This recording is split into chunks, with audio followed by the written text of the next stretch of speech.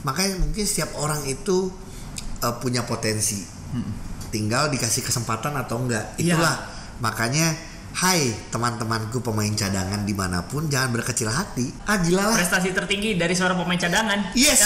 Itu benar. Prestasi tertinggi dari kata-kata bagus. Benar bagus. Gue sekarang lagi semangat banget buat apa yang kita bisa lakukan buat Liga Basket Putri itu aja. Oh, mau impact ke sana. Iya. Apa nih? Nggak cuma di sosmed aja, tapi apa yang kita bisa lakukan secara actionnya. Ya kalau kalian punya ide segala, ayo kita bareng-bareng aja, kita kerjain bareng. Tapi kita harus kerjain, jangan cuma ide doang. Ide dan ngobrol doang gitu. Betul. Sayang kalau enggak, kesian juga mereka.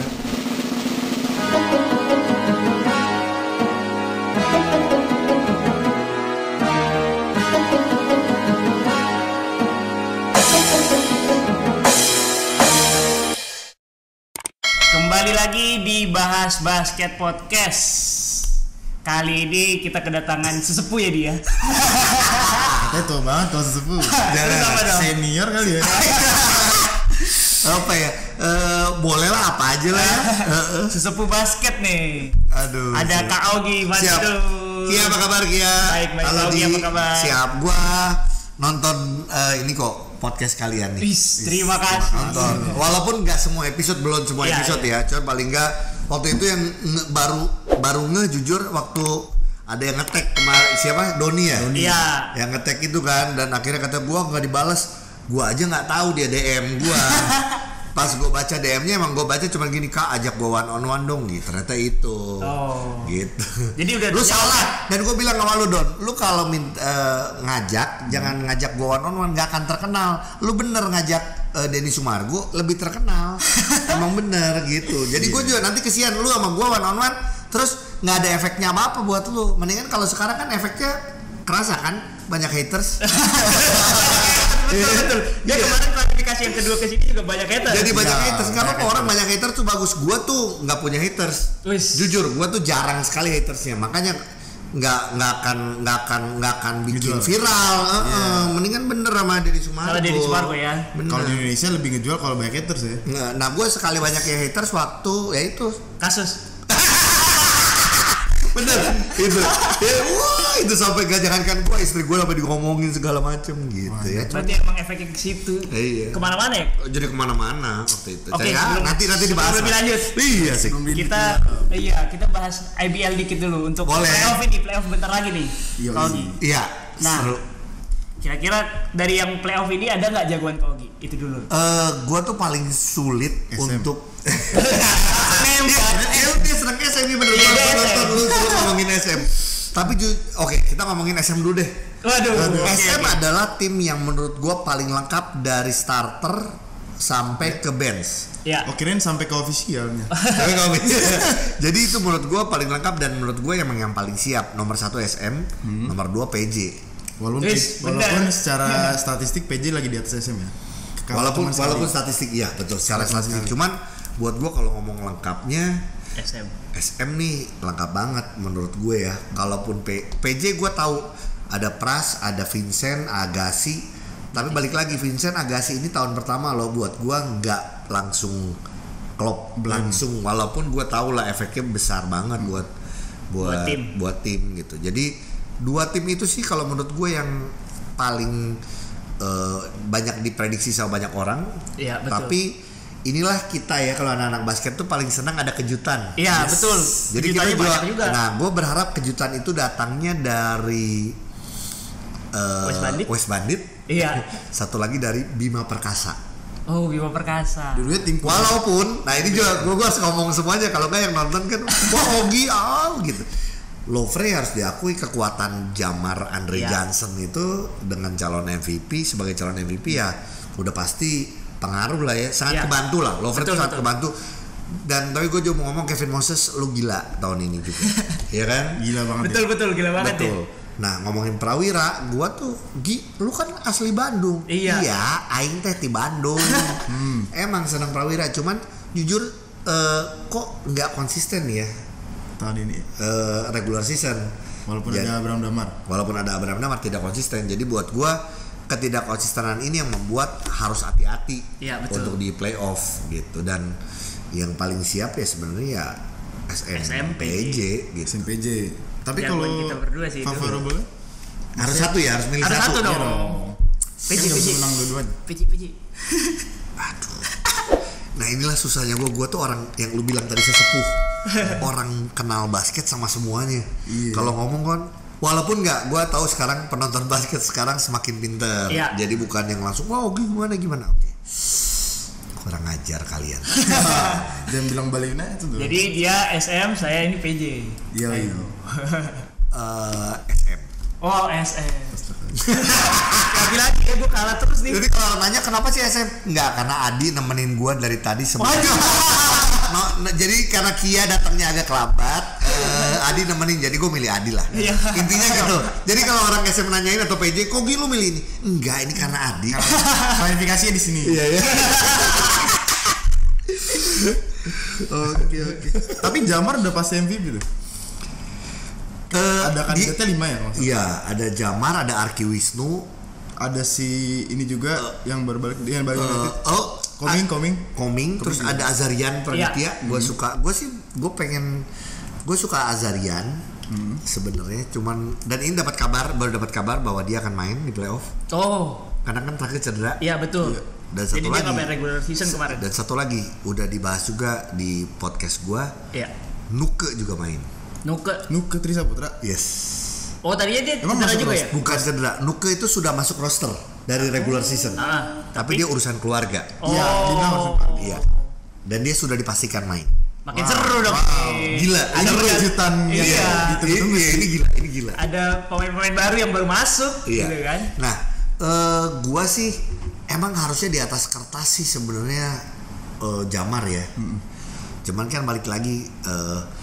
Kita ya ini emang kita sudah IBL sudah mensahkan ada naturalisasi, jadi ya menurut gue ya akan Jamar yang jadi MVP-nya. Cuman kalau gue boleh memilih yang bukan naturalisasi antara Azarian atau Arki atau Koming, banyak ya. atau lagi nanti. Tapi gue suka banget Koming, gila Koming tuh.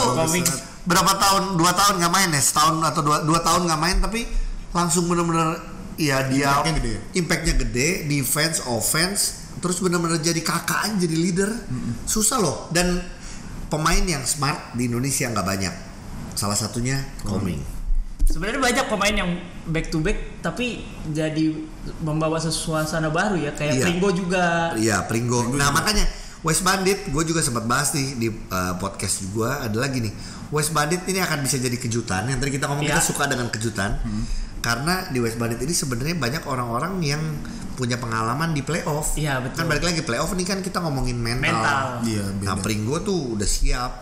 Ada Mario, walaupun Mario tidak banyak minute play-nya. Cuman kan orang-orang itu menurut gua atau Widi udah di final. Widi juga MVP. Iya gitu. Ya, makanya jadi ya kita sih berharap kejutan-kejutan. Jadi buat gua walaupun tadi gua ngomong SM ataupun PJ, kalau ada kejutan gue selalu suka, mau NBA atau IBL. NBA aja buat gue berharap Lakers tumbang dulu. Jangan. Gue nggak suka Lakers, gue Clippers. Waduh. Rivalitas ya. Jadi kalau ngomong Lakers Warriors, gue Warriors jelas. Steph. Karena Stephnya tuh karena Warriorsnya. Gue sebenarnya suka Warriors di zaman yang dulu ya. Ini kita jadi kemana-mana nggak apa ya. Nggak apa-apa. Zamannya tim Hardaway enggak. Gue coba. Halo. Anak basket latah. Tim Hardaway, Mitch Richmond sama Latrell Sprewell ya zaman dulu. Iya itu zaman lama banget deh. Aduh kita belum. Iya. Chris Mullin waktu itu ada Chris Mullin zaman dulu banget. Jadi zaman zaman dulu lah 92. Sesepuh bener. Iya. Jadi gue udah suka di zaman itu pas jalan Steph kayak kita harus akui lah Steph sih dewa juga nih. One of the best. Iyalah udah gitu. Dia yang bisa mengubah gaya permainan juga. Iya. Nggak ada siapa-siapa loh. Iya. Nggak ada siapa-siapa sekarang ada di urutan 8. Iya. Nggak ada siapa-siapa loh. Beneran nggak ada siapa-siapa. Andrew Wiggins nggak terlalu. Baru belakangan nih. Iya. Malah gitu. Oke, kita mungkin tarik mundur lagi. Boleh. Kak Ogi ini siap. awal suka basket itu dari mana? Kenapa bisa sampai mendarah daging, guys? Iya benar, kalau ngomong mendarah daging gue boleh bilang iya gitu, padahal bukan pemain. Iyalah. Tadi cerita kan di kasus juga di basket. Iya, semua juga di basket. Iya. Awalnya dari mana? Awalnya justru sepak bola dulu, gue main bola. Gue senangnya sepak bola, basket tuh baru SMP lah.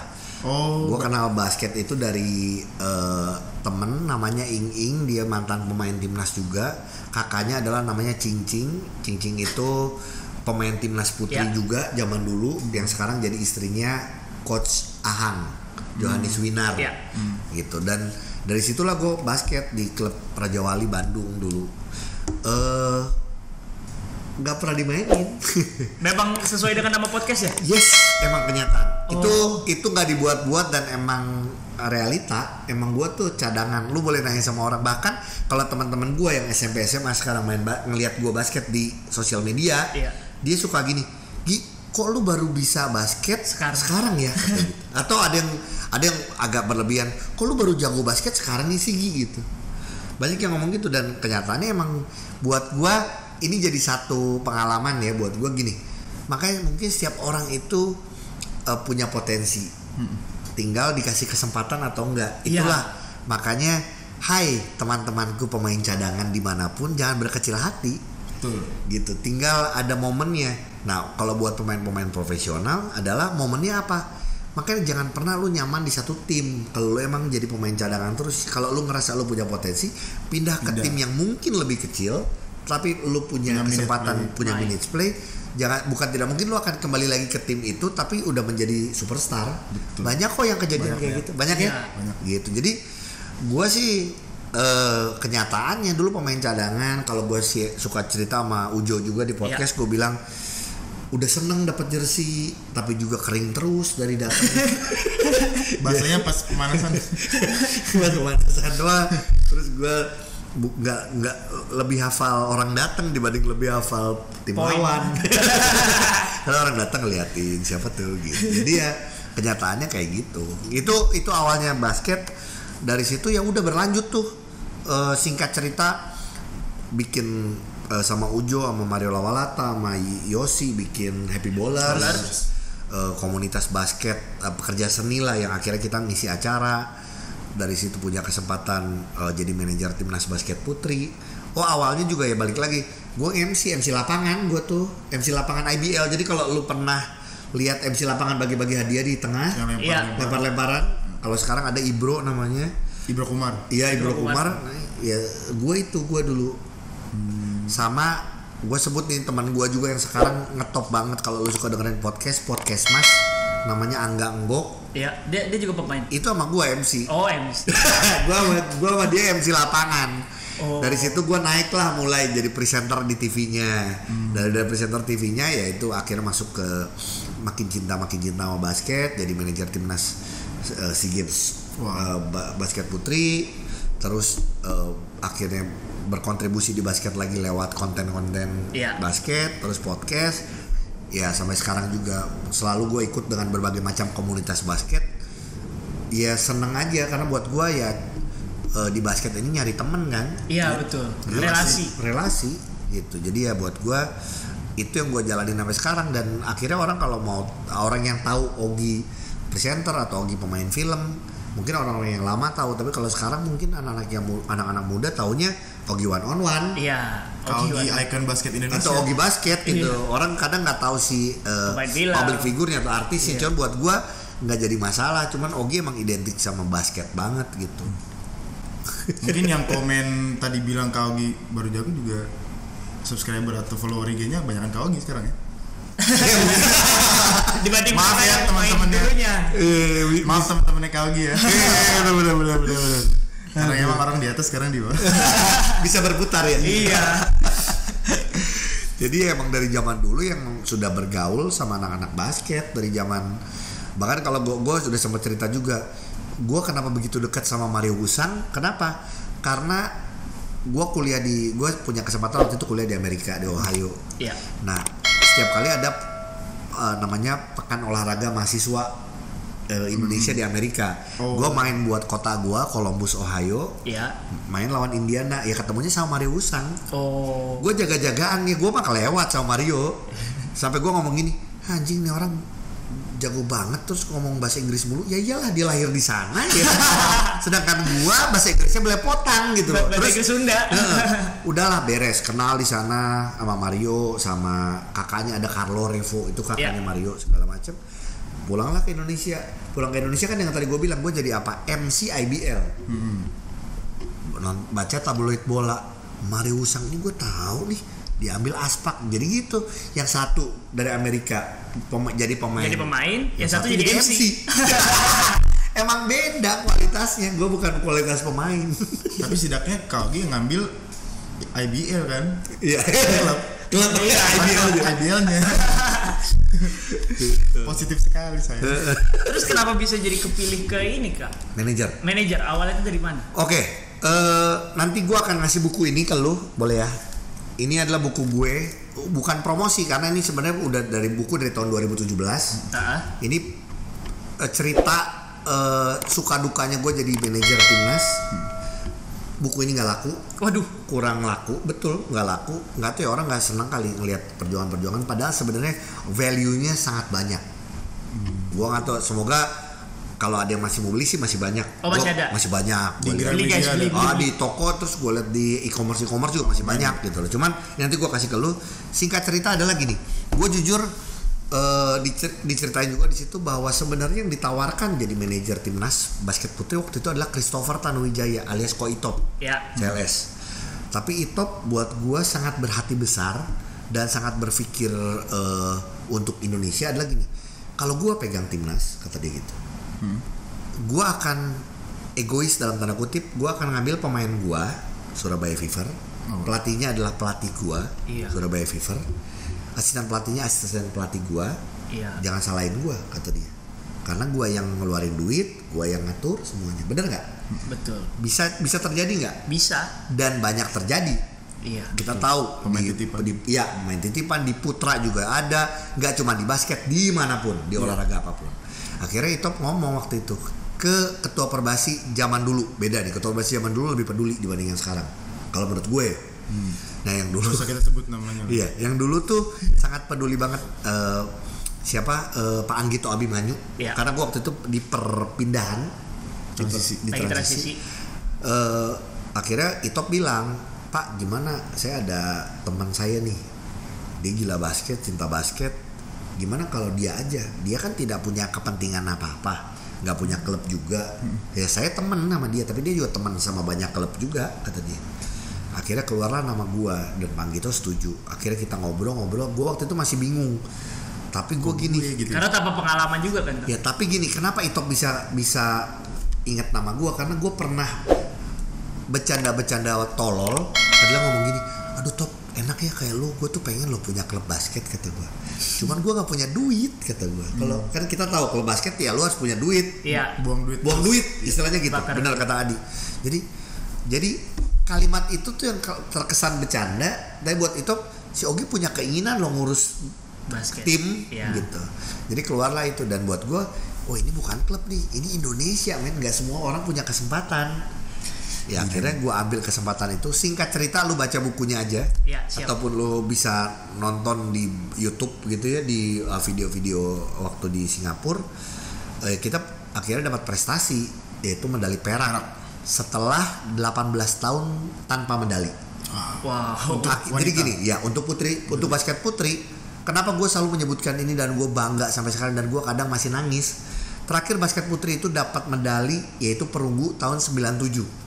Lama banget ya? Iya, itu perunggu. Indonesia pernah nggak lebih baik dari perunggu? Pernah, itu perak. Tahun berapa? Tahun 91. Sebelumnya lagi. Iya. Sebelumnya lagi? Iya, 91 itu yang main adalah Kalisa, mamahnya Prastawa. Iya, gitu. Nah, pernah emas nggak? Emang belum pernah. Jadi prestasi terbaik kita adalah medali perak.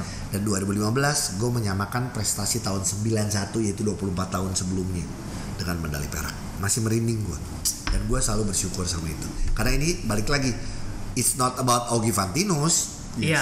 Tapi ini tim. Tapi gue yang ada di dalamnya, ataupun siapapun yang ada di dalamnya, pasti bangga sama pencapaian itu. Gila, gue aja merinding deh. Bahkan nanti kalau lu baca bukunya pun sebenarnya ya, kalau gue lihat ya lu adalah orang yang cinta basket, lu sampai bikin kayak gini, lu akan merinding sendiri kok bacanya menurut gue. Dan lu karena lu kenal gue, ini penulisan Ogi bercerita, jadi kayak gini aja, cuman lu konsepnya tulisan.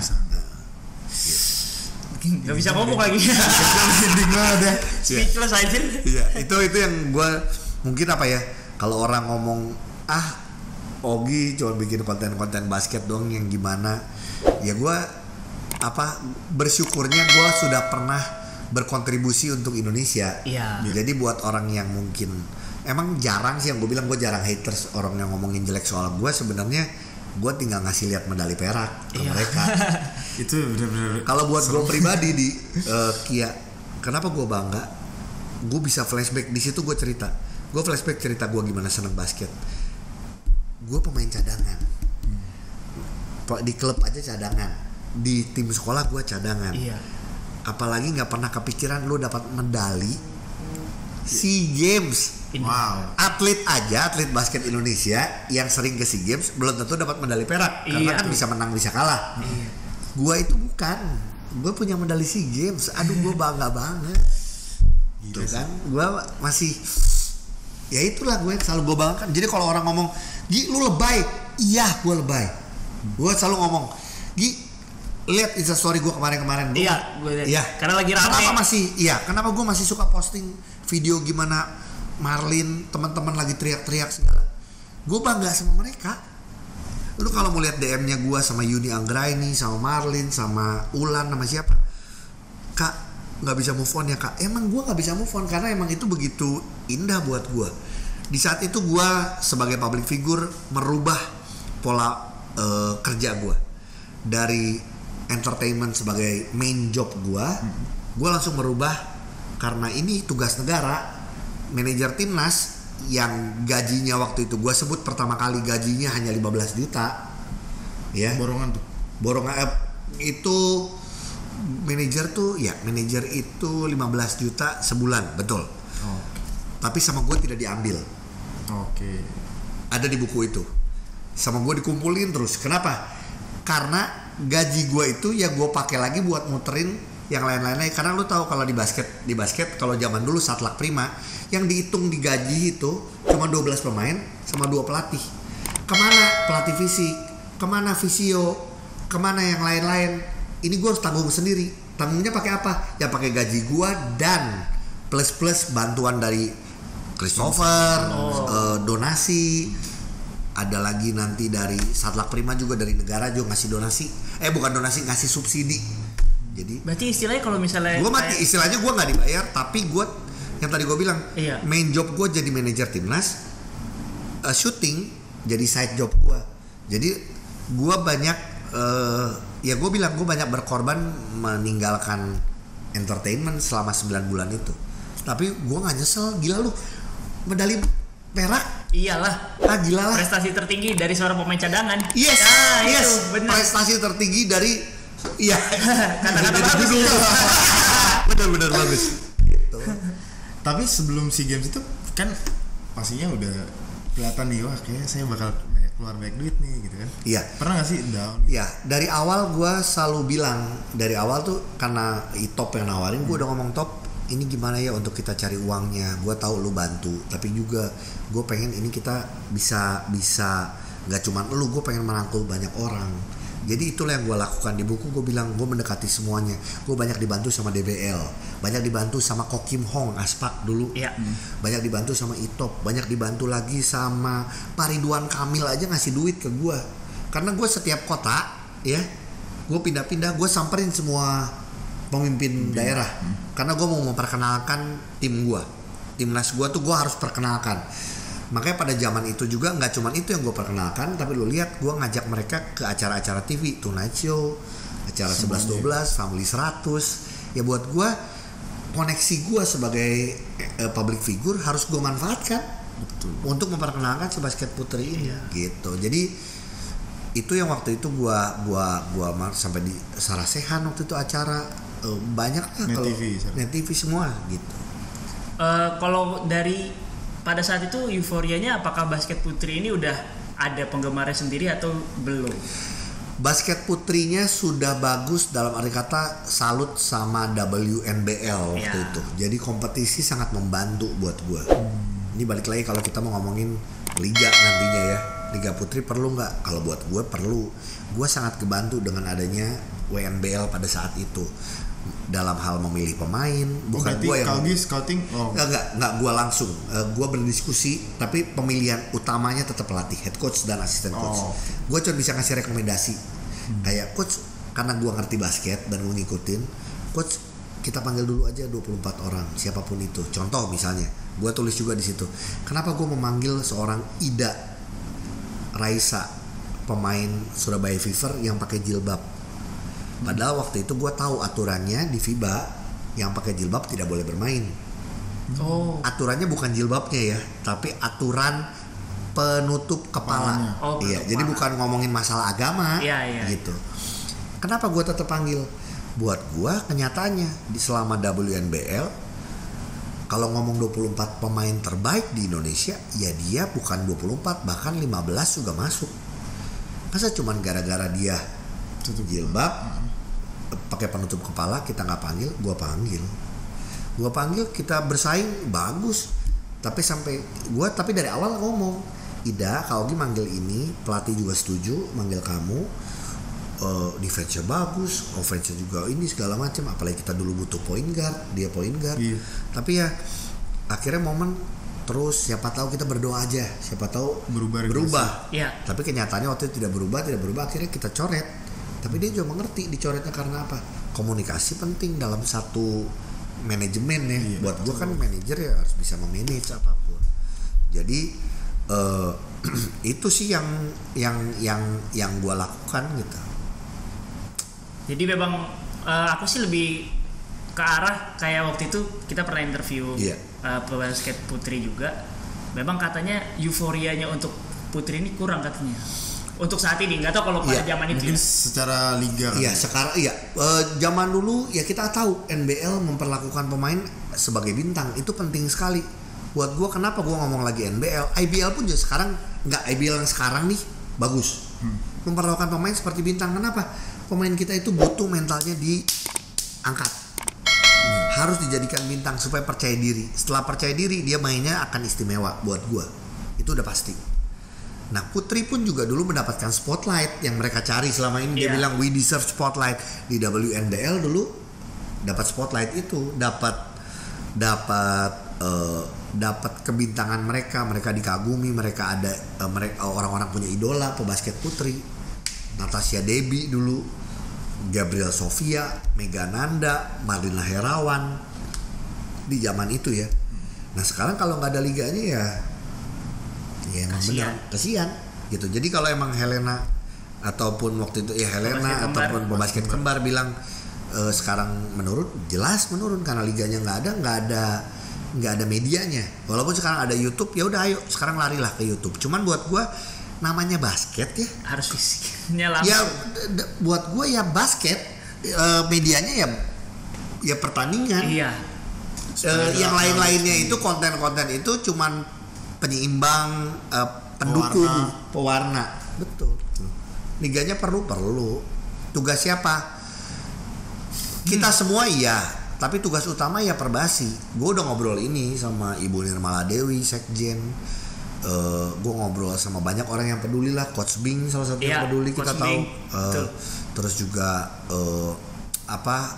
Carolina Putri, salah satu pebasket putri dulu, dia bikin blog juga. Gue sempat ngobrol juga. Banyak orang yang peduli kok sama basket putri. Tinggal eksekusinya kan. Kalau cuman akhirnya wacana-wacana doang, ya kesian mereka. Dan yang nggak bisa lagi cuma satu, nggak bisa pakai lama. Nggak bisa pakai lama. Tapi ini kan pandemi susah. Ayo do something dulu, mau dalam bentuk turnamen kayak atau turnamen beberapa tempat nanti dijadiin satu. Menurut gua banyak ide-ide dari Coach Bing, ide-ide dari Carolina Putri, atau ide-ide dari gua sama Ujo, dari podcast juga, atau dari siapapun pencinta basket. Kita bisa adaptasi, ya lakukan itu. Dan yang bisa melakukan sebenarnya Perbasi, karena kan semua liga itu harus di bawah Naungan Perbasi. Gitu. Tapi kalau misalnya lihat sendiri, kira-kira masalah terbesarnya nih apa? Masalah terbesarnya gini, Perbasi sibuk, kita tahu, dan salut dengan apa yang dilakukan. Jago banget men. Indonesia sekarang jadi tuan rumah Piala Asia. Indonesia akan jadi tuan rumah Piala Dunia. Itu udah jago, dan itu udah pekerjaannya Perbasi dan timnya, termasuk Pak Erick Thohir dan lain-lain gitu loh. Makanya berarti tetap harus ada tim di Perbasi gitu ya, yang memikirkan ini untuk basket putri, walaupun bukan tim besar. Departemen khusus mungkin. Iya, yang ngurusin, ya departemen khusus yang ngurusin basket putri ini.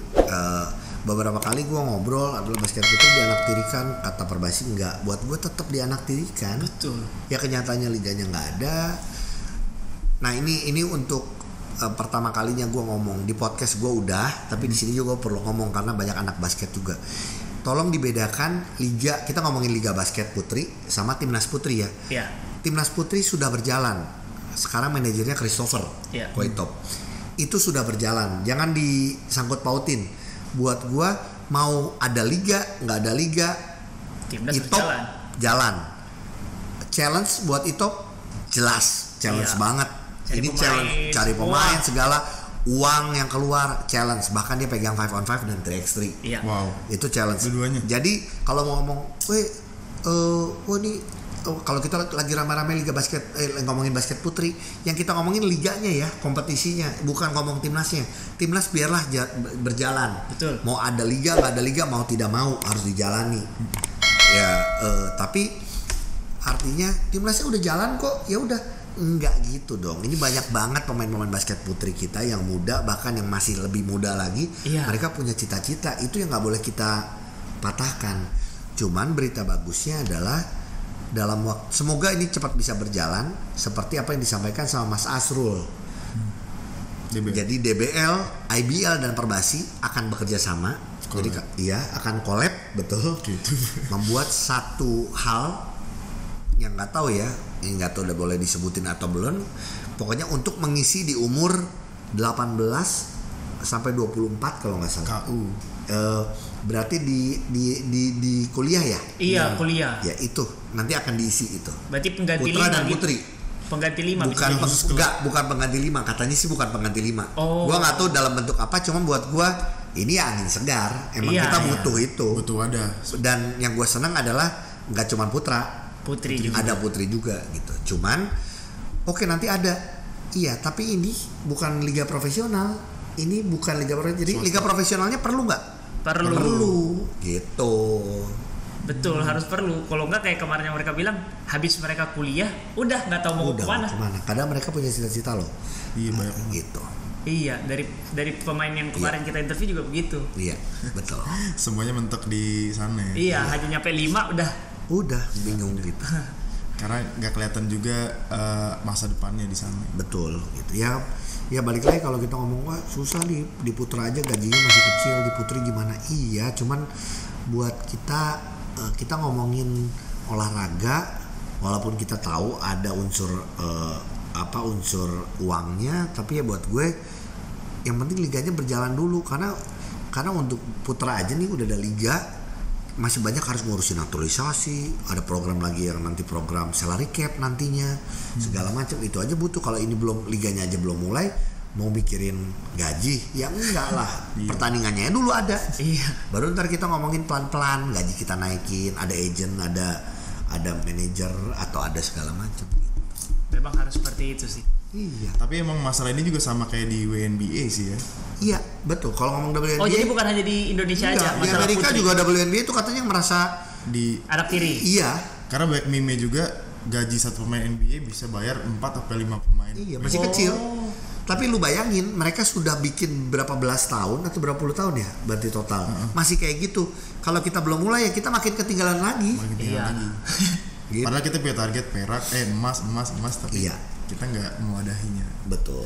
Tapi kalau dilihat berarti mungkin nggak sih ada efek dari penonton. Apalagi sekarang kan IBL di YouTube ya, free jadinya.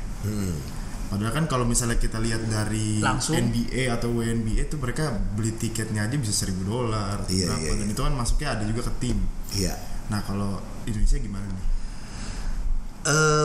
sekarang sih banyak metode ya.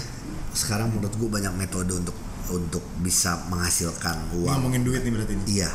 Gue justru banyak dapat pelajaran dari teman kita si Caroline Putri itu, yang dia bilang karena dia lihat dari sisi marketing. Menurut lu susah ya cari sponsor Putri? Sebenarnya enggak, lu banyak banget produk-produk perempuan. Oke. Iya enggak? Iya. Produk kecantikan, produk segala macem itu berjuta dan duitnya gede banget. Berani endorse orang, berani segala macem. Artinya punya budget itu, tinggal kita bagaimana mengemas itu dengan baik, menjualnya dengan benar, ya kan? Nah itu, dan dari situ dari sponsor segala macem. Apa kalau sekarang emang pandemi ya harus live streaming, tapi live streaming juga bisa jualan orang, kayak di IBL kita lihat juga ada iklannya dan lain-lain. Jadi nggak ada yang nggak mungkin dan nggak ada yang nggak bisa selama Tuhan masih menciptakan manusia dengan akal budi. Iya. Artinya kreativitas itu nggak akan pernah mati. Tinggal mau atau enggak, atau yang mau kerja cuma mikirin ada duitnya atau enggak. Iya. Kalau cuma mikirin ada duitnya atau enggak, ya mentok juga. Iya sih. Gitu. Karena kalau mau nunggu ada duitnya kita akan lama. Tapi kita kreatif dulu aja. Setelah kreatif duitnya akan muncul sendiri sih sebenarnya. Jadi ada pertanyaan nih, kalau apakah kalau kita berkecimpung di basket ini duitnya itu di nomor 2 kan aja dulu? Karena kan kalau atlet punya pikiran, ini pasti gajinya gede.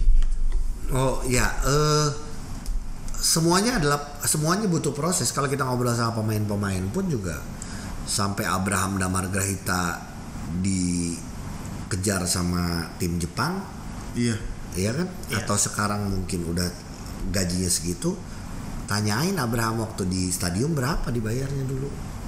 Tapi karir. Gimana perjuangannya dia?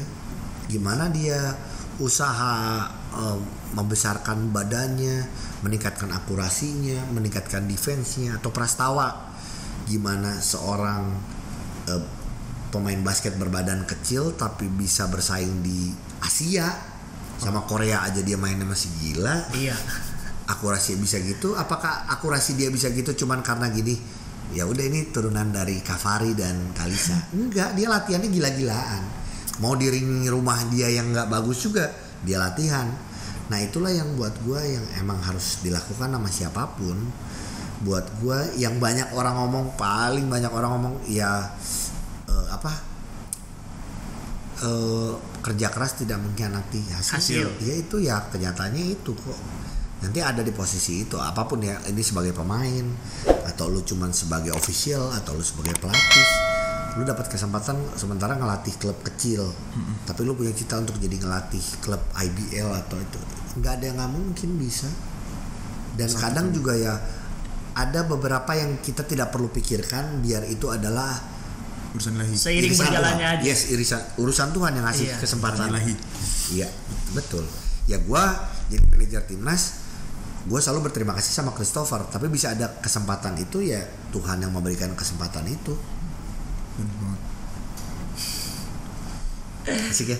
Iya. Boleh minum, Mbak? Boleh dong. Oke, mantap. Nah, jadi timbul pertanyaan lagi nih. Iya, banyak banget pertanyaannya. Iya. Kalau tadi kan ngeceritain grindingnya seorang pebasket pria lah gitu. Nah, kalau wanita nih ada nggak sih yang sampai usahanya kayak gitu keras? Karena emang bener-bener sih agak bingung sih sebenarnya sama basket wanita ini, dimanapun ya, mau di WNBA, mau di Indonesia atau di negara manapun, memang kayaknya dikesampingkan sekali itu, entah kenapa. Iya nggak tahu ya, kalau secara gaji mungkin emang butuh waktu ya untuk bisa sampai di posisi yang setara bagus gitu ya. Cuman kan ini loh, ada waktu gue pegang SEA Games 2015 udah beres, banyak yang nggak tahu juga Debbie itu, Natasha Debbie itu diambil sama tim Malaysia. Wah, gue happy banget karena orangnya ngontek ke gue. Ya? Iya. Gue nggak nanya gajinya, nggak segimana, cuman buat gue gila loh, pemain Indonesia dilirik untuk main di liga di Malaysia. Iya. Gitu buat gue ya jago gitu. Walaupun akhirnya ini juga kalau Debbie nonton, akhirnya Kaugi sedih. Kenapa? Dia pulang homesick. Oh. Tapi sempat main. Berarti pemain Indonesia yang main di luar udah di sini. Natasha Debbie sama Maria Usang kali. Main di luar. Iya. Maria Usang di Taiwan apa? Di Taiwan ya waktu itu, iya. Jadi udah pernah itu, dan akhirnya udah, cuman momen itu mungkin waktu itu Natasha Debbie disorot ya salah satunya karena SEA Games itulah. Udah pasti orang udah ngeliat kan. Cuman itu kan juga pencapaian. Jadi pencapaian itu nggak bisa cuma dalam bentuk nominal uang. Tapi pencapaian lu sampai seperti itu, ataupun juga banyak hal lah. Bahkan sekarang kita bisa dapat pencapaian lain lewat sosial media. Iya, betul. Ya, TikTok dan lain-lain. Walaupun tetap utamanya tetap basket. Iya. Bukan akhirnya. Iya. Tapi kan banyak pemain-pemain yang sekarang juga bisa dapat penghasilan tambahan dari endorse dan lain-lain. Ya kalau kitanya jadi pemain hebat dengan sendirinya kok menurut gue datang income gitu. Kecuali Daniel Wenas ya karena ganteng. Tapi mainnya juga bagus. Itu bonus. Iya betul. Ya kan? Gitu. Oke. Kita ngomongin haters nih. Wih, asik. Biar seru. Boleh. Haters kan tadi kan Kak Ogi nggak punya. Kak Ogi bilang datangnya sesudah ada kasus nih. Pengen bahas itu ya, Oke. Gimana? Kalau boleh tahu Kak Ogi kasusnya ini awalnya tuh gimana sih ceritanya? Oke, ini gue tuh pasti ini nggak jauh-jauh dari basket karena waktu itu nonton Asian Para Games, nonton basketball wheelchair. Ya. 2018. Waktu itu gue baru bisa nonton tuh pertandingan Indonesia lawan Iran. Ada Iran yang terakhir. Ada. Iran iya, kan? Iran. Ya, lawan Iran itu udah pertandingan ketiga kalau nggak salah. Sebelumnya kenapa nggak bisa main? Nggak bisa nonton karena waktu itu gue baru pulang dari China, NBA China Games diundang. Waktu itu gue barengan sama Skinny sama Kemal juga waktu itu nonton pertandingan Dallas lawan Rockets. Bukan, Dallas lawan Sixers. Jadi gue waktu itu ada momen gak bisa nonton. Akhirnya bisa nonton, ya itu jadi sangat excited banget, semangat karena gue tahu gimana gue juga sangat mensupport wheelchair basketball. Jadi pengen nonton langsung. Syok juga nyampe ke lapangan karena gila, ini lebih ramai daripada pertandingan Asian Games. Iya. Karena orang sampai ngantri masuknya, kata gue ini gila istimewa. Saking semangatnya, excitednya, pada saat itu gue melihat sesuatu yang menurut gue pada saat itu tidak benar menurut gue. Dan akhirnya singkat cerita gue videoin dan lain-lain, ternyata katanya gue tidak, justru gue menyebarkan berita yang tidak benar. Dan akhirnya emang singkat cerita itu ya gue divonis gue bersalah, 5 bulan gue ada di penjara gitu. Jadi ya semuanya karena undang-undang ITE itu gitu. Dan itu berlangsung juga ya pada saat gue lagi nonton basket wheelchair gitu. Dan pelajaran berharga sih buat gue, karena gue juga kan hidup sekarang di dunia sosmed ya. YouTube segala macam. Emang kita harus hati-hati. Yang artinya orang punya YouTube bisa ngomong seenaknya ya, enggak juga, hati-hati. Makanya kita harus ngedit, itu tugas kita semua. Kalau TV, ini bedanya, kalau di TV kita ngomong salah bukan orangnya yang dihukum, TV-nya. Tapi kalau YouTube bahaya, bisa kitanya. Iya benar. Gitu. Jadi belajar soal etika, belajar mengenai undang-undang ITE, belajar untuk bikin video-video itu yang bermanfaat, punya value. Tapi harus menghibur, iya bisa. Tiap orang beda-beda menghiburnya tuh. Ada orang menghibur dengan cara, contoh, gue suka banget sama pebasket sombong. Kenapa? Simple. Orang udah suka sama orangnya karena kita kangen sama Denny Sumargo. Yang kedua yang dia lakukan dalam hal menghibur adalah sebenarnya apa? Gambar. Video dia video kelas bagus banget ya kan? Iya. Pengambilan gambarnya kayak film lah. Iya. Ya. Ada story-nya. Itu entertainment. Ada lagi yang bikin lebih entertainment, harus lucu atau ada komedinya atau apa. Yang kadang gue lakukan juga di one on one. Ya itu beda lagi. Tiap orang punya karakter yang beda-beda. Cuman caranya yang paling penting kita tetap tahu etikanya. Nah itu yang gue pelajari setelah gue masuk penjara masalah undang-undang ITE, dan belajar buat mengkonfirmasi apa dulu, semuanya dikonfirmasi dulu lah. Jadi betul. Tapi ini penting nih yang gue mau share juga lagi nih. Gue nanya waktu itu ke polisi, kalau gitu kalau gue ngelihat sesuatu yang nggak benar dan dia adalah anggota institusi atau perusahaan tertentu, gue nggak boleh posting, kata gue. Ini pertanyaan orang awam kan? Iya, benar. Masyarakat kalau biasa. Menurut polisi, ini menurut pihak berwajib ya, jangan diposting karena kan belum tahu benar atau enggak. Iya. Tapi boleh di videoin, boleh, foto boleh, tapi kirim ke atasannya. Biar atasannya yang menyelidiki.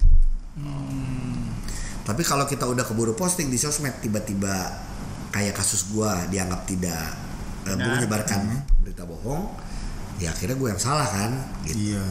Gua nanya lagi, ini pertanyaan awam, termasuk Adi mungkin Rizky nanya, kalau gua ngasih ke atasannya dikerjain nggak? Iya kan? Iya. Kalau menurut pihak berwajib, iya pasti karena ada rulesnya.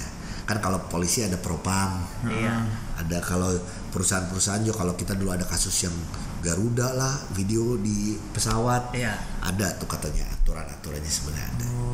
Walaupun balik lagi ke institusi tersebut lah ya, kita nggak pernah tahu. Cuman alangkah baiknya kalau kita melihat sesuatu yang nggak baik, nggak asal langsung diposting. Yes. Itu aja. Tapi mungkin itu karena seorang Kak Ogi yang posting. Coba kalau waktu itu kita yang posting, mana akan seviral itu mungkin kan? Iya. Karena kan yang nontonnya juga nggak segitu. Iya. Tapi kan waktu itu kalau gue boleh sedikit membela diri, tapi gue sudah menerima ini ya. Yeah. Kalian masih bisa cari di bisa googling caption gue, masih ada tuh di berita-berita.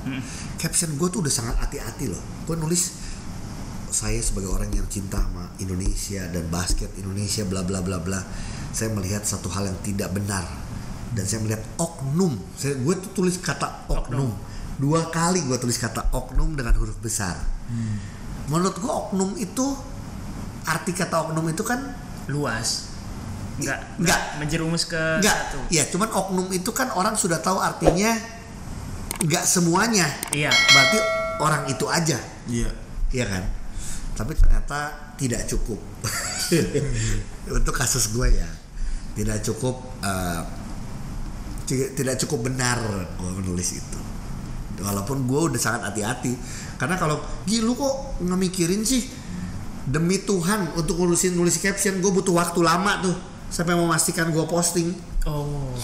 Karena buat gue kata oknum sudah cukup, karena artinya kan ya itu aja, nggak seluruh orang di institusi itu atau seluruh orang di perusahaan tertentu gitu. Tapi ya udah, gue ngalamin lah di Polda 2 bulan, di Salemba 3 bulan, ketemu sama teman-teman keluarga baru, udah reunian bareng.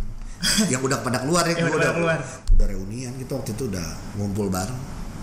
Berarti apakah ada rasa penyesalan, punya pengalaman? Enggak, penyesalan nggak pernah ada. Pelajaran ada? Pelajaran sangat besar. Penyesalan nggak ada, justru malah belajar buat menerima. Itu penting. Itu benar. Kita kan susah tuh untuk menerima tuh susah, karena ya gue nangis terus di dalam penjara dan kesel juga. Ya gue harus akui, gue kesel sama institusi tersebut. Loh, gimana sih, gue nggak punya niat jelek, kok jadi gue yang ada di dalam sini gitu, di tembok-tembok ini, kiri tembok kanan tembok sel gitu. Tapi ya akhirnya gue harus menerima aja gitu.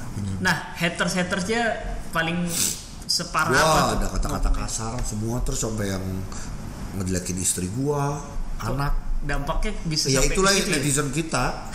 Netizen kita yang lihat aja tuh yang waktu apa, bulu tangkis saya. Iya. Jago lah netizen kita mah. Cuma waktu itu udah, pada saat beres juga buat gue yang mensupport gue pada saat keluar dari tahanan banyak banget, yang sayang sama gue juga banyak. Ya gue bersyukur, terima kasih. Thank you. Luar biasa ya pengalamannya. Gila sih. Seru. Gak pernah kebayang sih bakal ini ya. Kau juga pasti gak kebayang kan tuh bakal masuk ke sana. Gak kebayangnya adalah gini, kalau lu di lingkungan deket gua, anak-anak basket dan teman-teman di entertainment, gua itu gak pernah punya masalah sama hukum. Gua tuh orangnya baik. Makanya tadi bilang gak punya haters kan tadi. Iya, gua tuh jadi karena oke lah, contoh lah kalau kita menyebut siapa artis, kita sebut teman gua Nikita Mirzani. Urusan sama polisi kaget gak lo? Nggak kaget, karena emang dia sering urusan apapun gitu loh. Atau teman gua siapa ya, Vicky Prasetyo, Enggak kaget karena dia emang sering bikin heboh dengan hal itu. Ogi masuk penjara. Tanda tanya besar gitu. Cuman ya udah itu harus gue alami dan gue syukuri. Sekarang sih gue seneng aja. Oke deh. Gitu. Kalau jadi sekarang sibukannya YouTube dan lain-lain ya? Iya, sekarang YouTube, terus juga ada restoran, boleh promo Boleh dong. Tos ID. Tos ID, roti-rotian ada di Alam Sutra. Pas ini tayang akan buka di Rawamangun juga. Tadi dari Rawamangun tuh sih. Dari Riau betul. Gitu.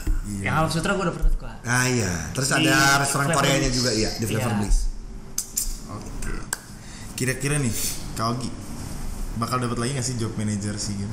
Kalau ada tawaran mau nggak? Iya. Enggak. Waduh, kenapa tuh? Waduh. Cukup lah buat gue pengalaman yang sangat berharga itu, susah dan senang gitu ya. Ini selalu gue sampaikan, biarlah gue berkontribusi di basket Indonesia di yang lain, sebagai konten kreator, sebagai podcaster, ataupun juga bisa memberikan dampak positif atau semangat buat pebasket muda. Itu aja. Itu pun juga menurut gue pekerjaan yang punya tanggung jawab moral. Bener. Nggak cuma jadi manajer gitu. Jadi buat gue sih itu aja. Gue nggak mau jadi manajer lagi. Tapi gue sekarang lagi semangat banget buat apa yang kita bisa lakukan buat Liga Basket Putri itu aja. Oh, mau impact ke sana. Iya. Apa nih? Nggak cuma di sosmed aja, tapi yang kita bisa lakukan secara actionnya. Emang nunggu perbasi ada, bukan nunggu, gue nggak mau nunggu, capek kalau nunggu. Jadi apa yang bisa kita lakukan nih buat basket putri?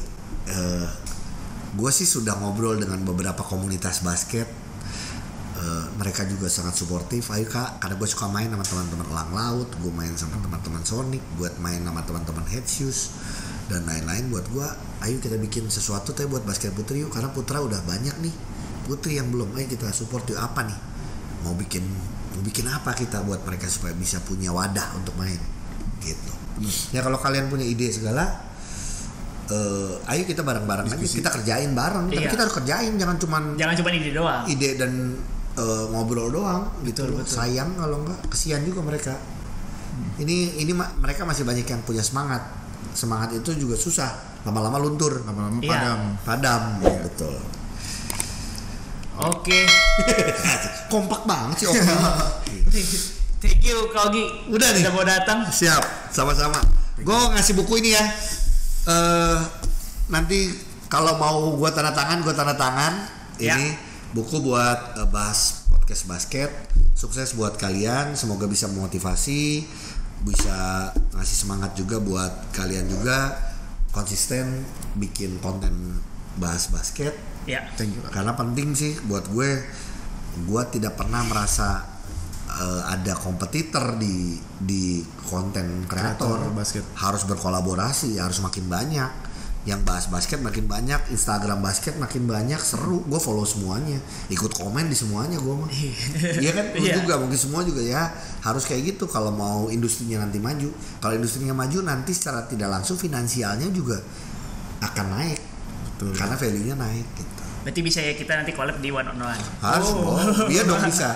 Kita atau bisa juga kan kita nanti collab di podcast pemain cadangan juga. Boleh. Podcast pemain cadangan bahas basket. Iya, siap. Emang pemain cadangan bahas basket ya. Ya bisa. Kita atur lah. Kita harus berkolab. Kalau lu mau sendiri-sendiri ya nggak bisa hari gini. Betul. Pandemi ini aja bisa dikalahkan, bukan sendiri-sendiri. Iya. Rame-rame. Makanya Tuhan izinkan pandemi terjadi biar kita bersatu semuanya. Nggak bisa mau mikirin diri sendiri, mau jalan-jalan ke Ancol, mau jalan-jalan ke Pangandaran rame-rame nggak mikirin yang lain mah nggak bisa boy. Suruh putar balik. Anjing lo. Aduh. Gitu kan ada gitu ya. Iya. Berarti ditunggu nih, kita atur jadwal untuk one on one di tempat Ogi ya. Bisa diatur ya. Atau kan sama di podcast ya, nanti kita atur karena podcast kan gue barengan sama Ujo. Kayaknya di podcast dulu kita seru. Siap. Kalau one on one nanti. One on one gue juga ada kepikiran sama Kia nih, ada satu hal nanti. Wheelchair. Iya, karena Kia sibuk di wheelchair basketball. ada satu cerita yang kayaknya perlu lu pernah cerita ini tentang. Kalau di umum sih belum. Oke, gue internal nah, nanti gue kayaknya pengen ngebahas itu karena ini penting, karena buat gue nggak ada yang tidak mungkin. Kalau lu punya cita-cita, lu punya keinginan, ini yang Kia hadapi, karena Kia ini ada di wheelchair basketball, tapi orang ngelihatnya bahwa normal, sehat kok, bisa jalan. Nanti jawabannya ada di YouTube Pogi. Ya, oke, siap. Lu datang, yoi, gue temenin. Lu harus temenin, nanti nggak, lu harus siap aja, nanti kalau perlu gantian sama gua. Nanti kita atur konsepnya. Iya. Karena gue selalu kalau bikin nah ini gue juga perlu, kalau gue bikin one on one, banyak teman-teman orang minta, Kak ajak dong one on one, atau bahkan masih banyak pemain basket profesional yang belum gue ajak one on one. Karena jujur, satu, gue tidak punya tim yang besar. Tim gue cuma 2 orang. Tim kru ininya. Itu krunya. Kreatif gue cuman gue sama teman gue 1 orang. Terus gue selalu pengen video gue total udah 250-an video dari 2016. Gue nggak pengen videonya cuma muncul gitu aja, bukan cari viral. Gue pengennya ada pesan. Jadi kalau lu nonton setiap video gue, seharusnya lu pasti mendapatkan pesannya, apapun itu. Nggak harus semua pemainnya harus terkenal, bintang nggak. Jadi gue pasti itu, makanya kayak ngebahas apapun gue pasti akan mikirin dulu. Tunggu ya, gue pikirin dulu konsepnya. Bukan nggak mau, gue pikirin dulu konsepnya. Gitu. Oke. Siap, Pogi. Siap. Mantap. Terima kasih udah mau mampir. Sama-sama. Kia thank you, Adi thank you banget. Sukses buat kalian juga. Iya. Jangan lupa juga nonton channelnya Pogi, sama dengerin podcastnya. Iya. Podcast pemain cadangan. Oke. Kalau follow IG-nya pasti udah tahu semua. Iya. Yang perlu di follow malah IG kita. IG-nya adalah bahas podcast basket. Iya. Karena udah verified. Udah. Kaugi udah verified kan? Oh udah. Orang semua udah tahu. Nanti buat bagi tipsnya supaya bisa biru. Pakai spidol lah. Oke deh, sampai di sini aja. Thank you. Bye.